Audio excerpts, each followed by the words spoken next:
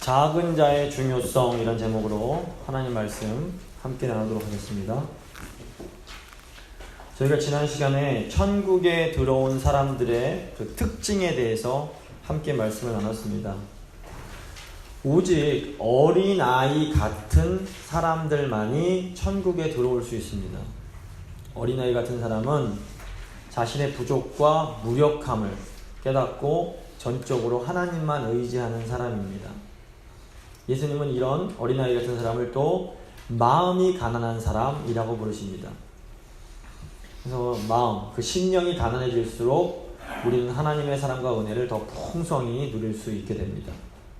교만이란 이 마음, 심령이 부유해서 하나님을 필요로 하지 않는 상태를 말합니다. 대개는 물질적으로 가난하고 육체적으로 연약하고 사회적으로 소외된 사람들이 이 심령, 마음도 가난한 경우가 많습니다. 하지만 돈이 많고 몸도 건강하고 또 머리도 똑똑한 사람들도 어떤 계기 때문에 심령이 가난해져서 하나님을 간절히 찾게 되는 경우도 있습니다. 이렇게 마음이 가난한 사람들이 천국에 들어옵니다. 이렇게 부유하지만 마음이 가난해져서 천국에 들어온 사람들을 우리가 바늘길을 통과한 부자라고 부를 수도 있을 것입니다. 이렇게 마음이 가난해져서 천국에 들어온 사람들은 어린아이같이 약한 사람들을 영접합니다. 천국의 사람들은 가난하고 아프고 이 세상에서 대접받지 못하는 사람들을 사랑으로 돌봅니다. 예수님은 우리가 약하고 작은 사람들을 섬길 때에 그 섬김을 예수님을 향한 섬김으로 인정해 주십니다. 교회는 이 세상에서 무시당하고 인정받지 못하고 약하고 작은 사람들이 존귀히 여김을 받는 곳입니다. 좋은 교회의 특징은 이 작은 자들을 소중하게 여기는 것입니다. 오늘 본문은 계속해서 교회에서 이 작은 자들이 얼마나 중요한지를 다루고 있습니다. 세 부분으로 나눠서 오늘 본문을 살펴보겠습니다. 첫 번째, 교회를 향한 경고입니다. 두 번째, 작은 자의 중요성. 세 번째, 교회의 우선순위입니다. 교회를 향한 경고, 작은 자의 중요성, 교회의 우선순위. 먼저 교회를 향한 경고입니다. 6절 말씀입니다. 누구든지 나를 믿는 이 작은 자 중 하나를 실족하게 하면 차라리 연자맷돌이 그 목에 달려서 깊은 바다에 빠뜨려지는 것이 나으니라. 여기 실족한다 라는 단어는 헬라어 스칸달리조라는 이 단어를 번역한 말로 걸려 넘어뜨리다, 걸려 넘어지다 라는 뜻입니다. 그래서 누군가를 실족하게 하는 것은 그 사람이 믿음에서 멀어지고 믿음을 잃게 만드는 겁니다. 제가 이제 살면서 경험했던 작은 자의 믿음을 실족하게 하는 예를 몇 가지 알려드리겠습니다. 일찍 남편을 여의고 힘들게 혼자서 아들을 키우던 분이 계셨습니다. 나이가 들어서 전도를 받고 교회에 다니기 시작합니다. 교회 생활이 막 즐거워질 무렵 목사님이 11조에 대해서 설교를 합니다.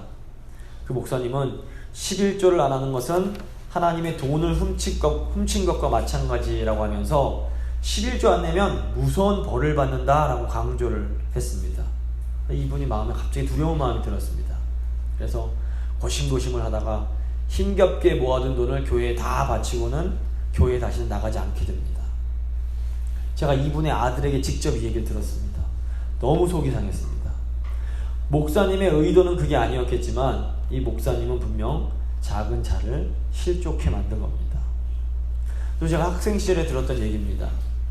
믿음 좋은 중학생이 친구 철수에게 야, 교회 나가자 라고 권유를 합니다. 철수가 그래, 그럼 교회 나가봐야겠다 그러고 이제 교회 나가겠다고 하니까 이 학생이 철수에게 야, 교회는 하나님을 만나는 곳이니까 너한테 있는 것 중에 제일 좋은 옷을 입고 와야 돼, 알았지? 이렇게 말을 합니다.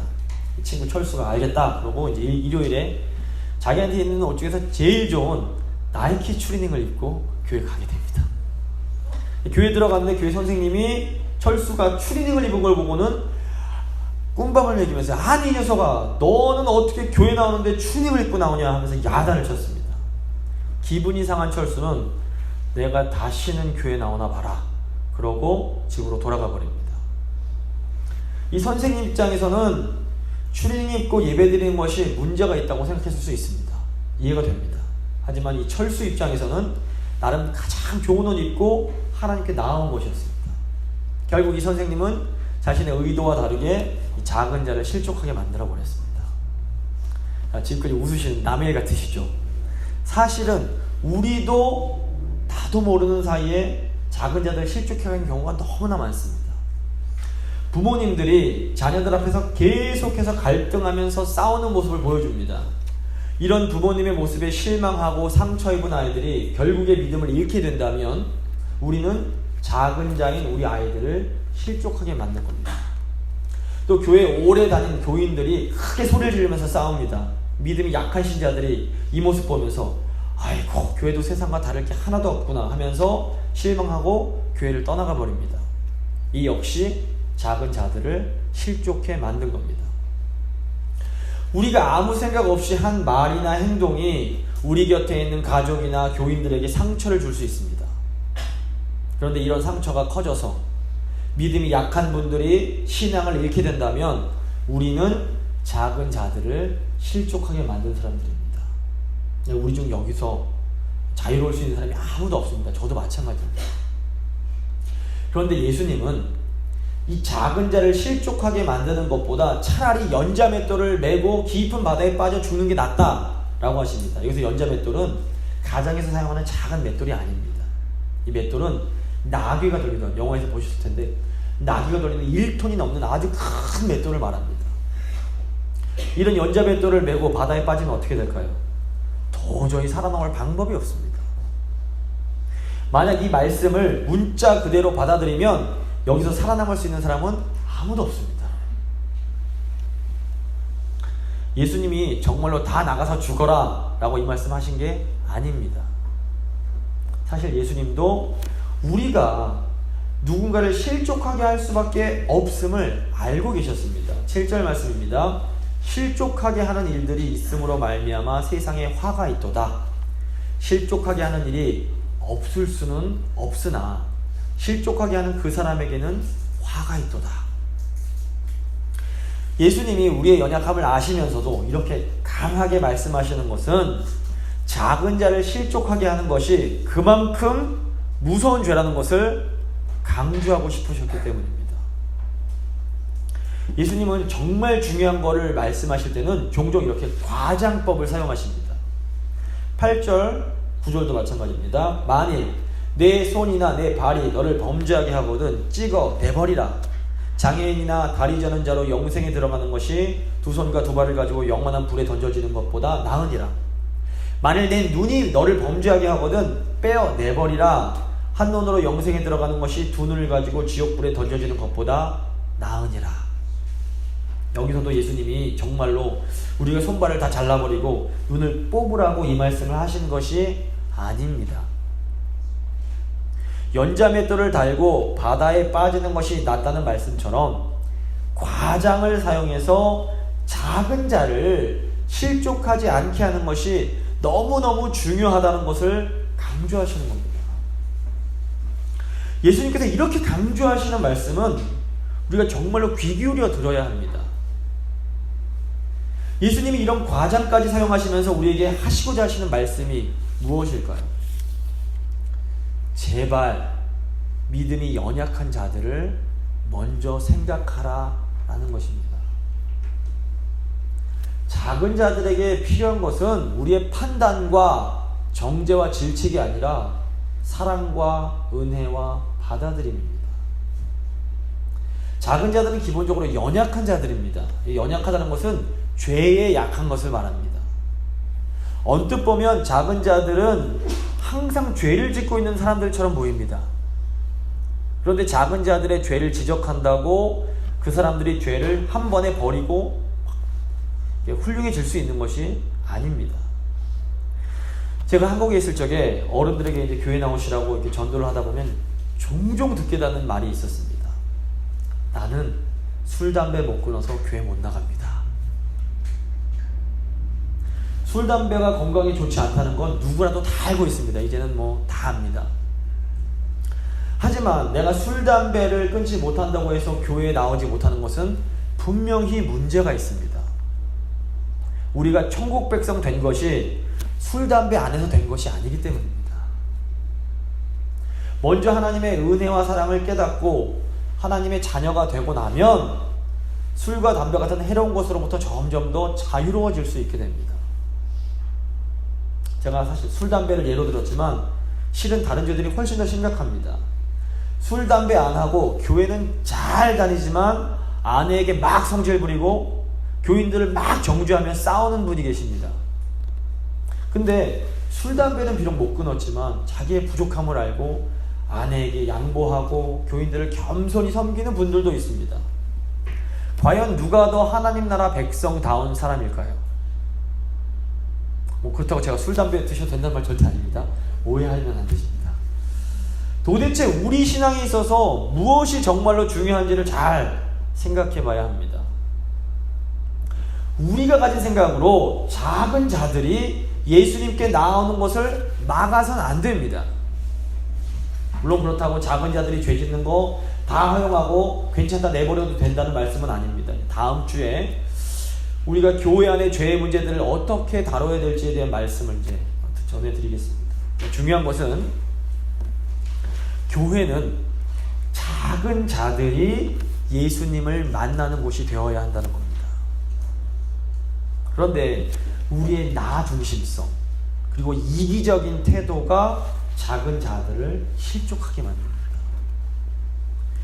성숙한 신앙의 특징은 나 중심의 이기적인 모습에서 벗어나서 다른 사람들을 먼저 생각하고 배려하는 겁니다. 교회에 오래 다니고 나이가 많이 들었다고 저절로 신앙이 성숙해지지 않습니다. 교회에 아무리 오래 다녔어도 나를 부인하고 나의 욕심을 죽이는 그 경건의 훈련을 열심히 하지 않은 사람은 신앙생활이 굉장히 이기적일 수밖에 없습니다. 이런 분들은 남들은 다 지옥에 가도 나만 천국 가면 된다라는 생각을 합니다. 그런데 이렇게 지독하게 이기적인 생각 가진 사람들이 모인 곳이 과연 천국일 수 있을까요? 천국은 이렇게 나밖에 모르는 자기 중심성에서 벗어난 사람들이 들어가는 곳입니다. 예수님 믿으면 천국 간다는 것은 진리입니다.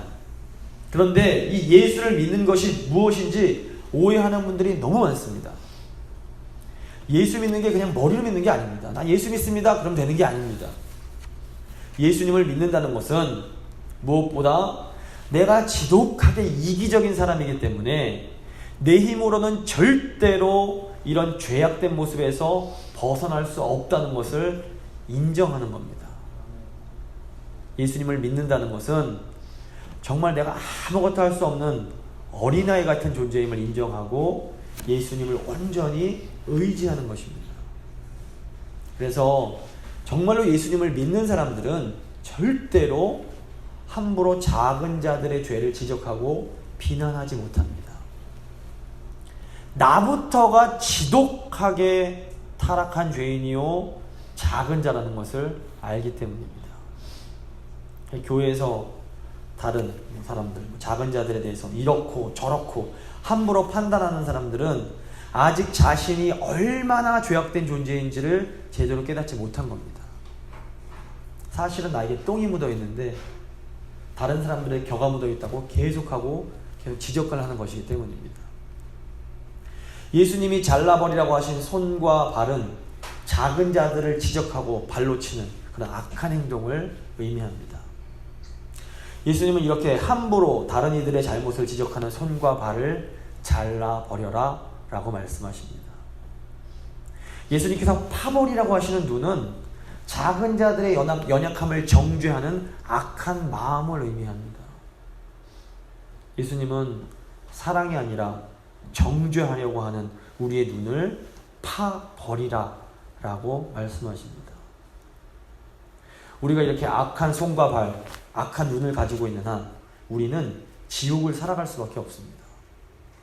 계속해서 다른 사람 잘못한 것만 보이고 다른 사람 잘못한 것만 지적하는 삶이 바로 지옥의 삶입니다. 지옥은 그런 곳입니다. 천국의 삶이 이 땅에서부터 시작되듯이 지옥의 삶도 사실은 지금 여기서부터 시작되는 겁니다.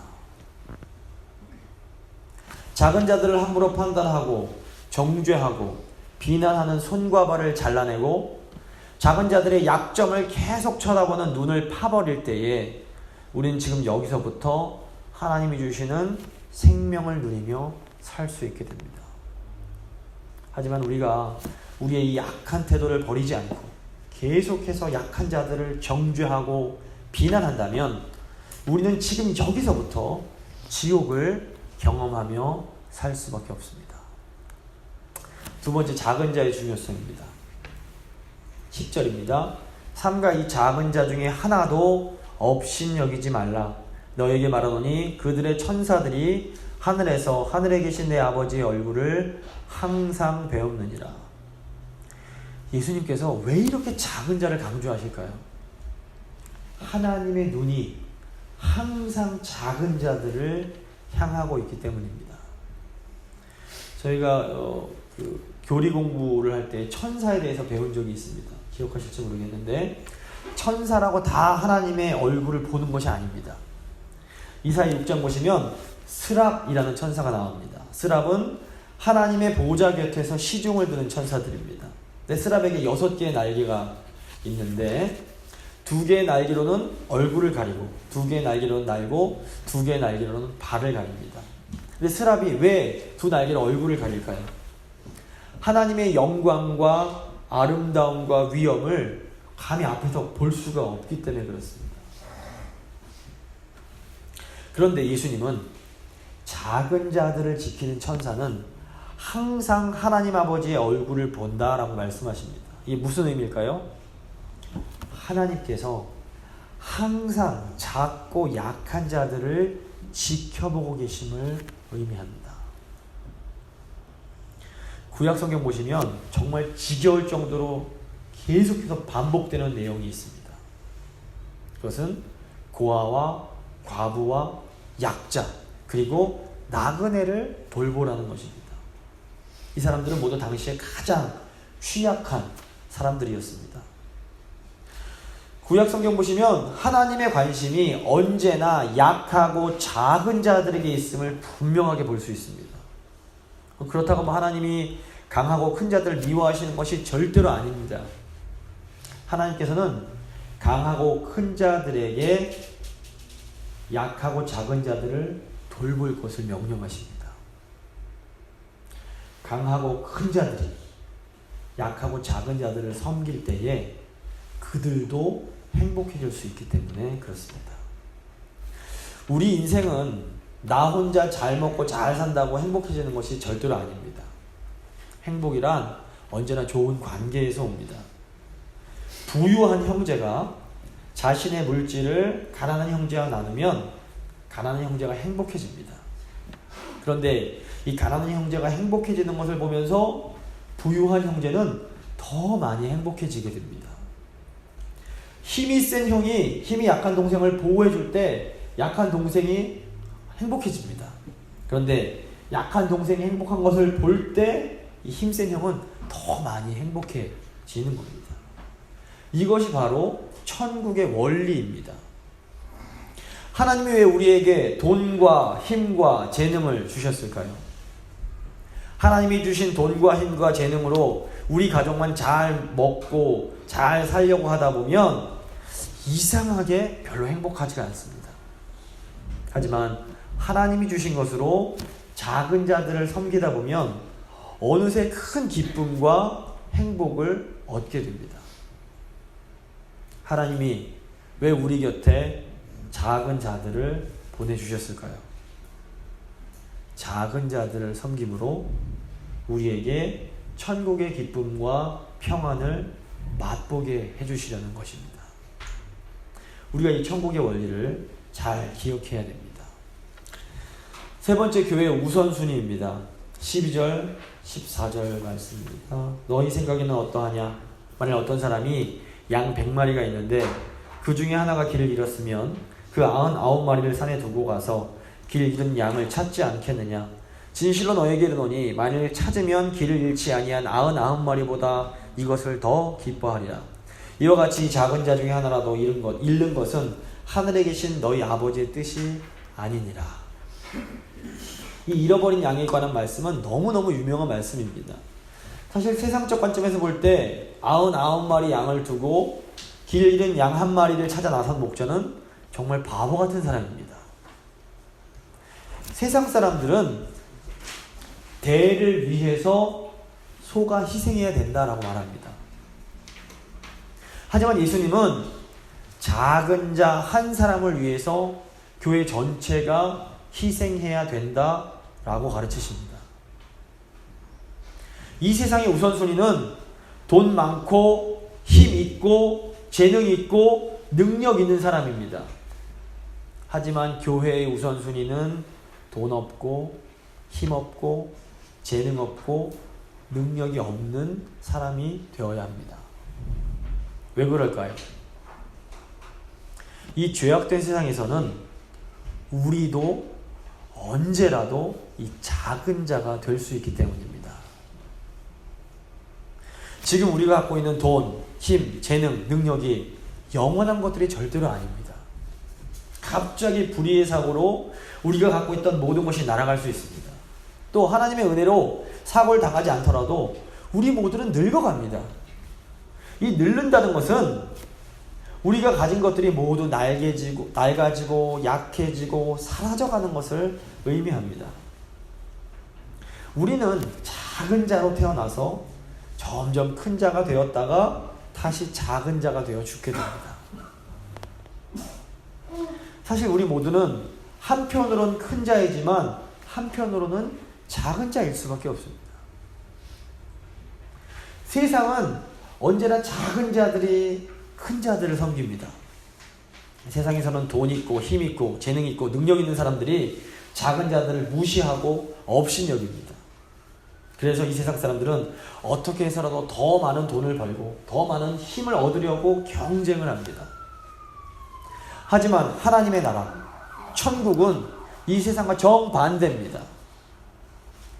하나님의 나라는 큰 자들이 작은 자들을 섬깁니다. 돈 있고 힘 있고 재능과 능력 있는 분들이 힘없고 연약한 성도들을 섬기는 곳이 바로 하나님의 나라입니다. 교회의 근본적인 힘이 바로 여기에 있습니다. 교회는 하나님을 모르는 사람들에게 하나님 나라가 어떤 곳인지를 보여주는 곳입니다. 이 세상에서 경쟁에 찌들고 지쳐있는 사람들이 교회에서 하나님의 나라를 맛보며 안식할 수 있어야 합니다. 하나님께서 왜 우리를 먼저 하나님의 백성으로 삼아 주셨을까요? 교회인 우리가 먼저 이 땅에서 하나님 나라의 삶, 천국의 삶을 보여주라는 것입니다. 하나님이 귀한 사명을 바로 우리에게 맡기셨습니다. 교회인 우리는 성령의 능력으로 이 사명을 감당해야 할 책임이 있습니다. 말씀을 마무리 짓겠습니다. 자, 그렇다면 어떻게 하면 될까요? 우선은 내가 먼저 어린아이처럼 하나님 앞에 완전히 엎드려져야 됩니다. 내가 정말 하나님 앞에서 아무것도 아니라는 것을 처절하게 깨달아야 됩니다. 내가 설령 좀 잘난 것이 있더라도 또 잘한 것이 있더라도 그것이 모두 하나님의 은혜였음을 인정해야 됩니다. 예수님이 이 땅에 오신 것은 우리가 절대로 할 수 없는 것을 대신해 주시기 위해서였습니다. 우리 힘으로는 절대로 우리를 구원하지 못합니다. 믿음은 내 힘으로 절대로 구원받을 수 없음을 인정하고 오직 예수님 한 분만 의지하는 것입니다. 다음으로 이 믿음으로 구원받은 사람들은 이제 옛사람을 벗어버리는 훈련을 해야 됩니다. 다른 이들의 죄와 허물을 찾아내던 내 눈을 뽑아버리고 작은 자의 연약함을 손가락질하던 우리의 손과 발을 잘라내야 됩니다. 그런데 이 과정이 절대로 쉽지가 않습니다. 우리의 오래된 악한 습관을 고치는 것은 정말로 눈을 뽑고 손과 발을 잘라내는 것 이상으로 굉장히 고통스럽습니다. 하지만 그럼에도 우리는 잘라내야 하고 뽑아내야 합니다. 그래야 우리가 이 땅에서부터 하나님이 우리에게 주시는 천국의 삶을 누릴 수가 있습니다. 성령께서 우리가 이 옛사람을 벗어날 수 있는 힘을 우리 안에서 공급해 주십니다. 마지막으로 우리는 우리에게 맡겨진 작은 자들을 적극적으로 섬겨야 됩니다. 어렵게 복잡하게 생각할 것 없이 내가 지금 할 수 있는 작은 일들을 하면 됩니다. 교회에 있는 어린아이들, 주위에 있는 어린아이들을 사랑으로 안아주시고 칭찬해 주시고 축복해 주시면 됩니다. 또 여기 교회에 계신 어른들을 부족한 모습이 있을지라도 그 모습 그대로 여유 있게 받아주시면 됩니다. 물질이 있는 분들은 물질로, 힘과 재능이 있는 분들은 그것으로 지금 그냥 부족함이 있는 지체들을 섬겨주시면 됩니다. 중요한 것은 우리의 마음을 우리의 몸으로 실천하는 것입니다. 우리의 작지만 진실된 순종들이 모일 때 우리 교회에 하나님의 나라가 임하게 됩니다. 우리의 작은 순종을 통해 우리 안에 하나님의 나라가 임하고 하나님의 뜻이 이루어질 수 있기를 간절히 소망합니다. 제 믿음의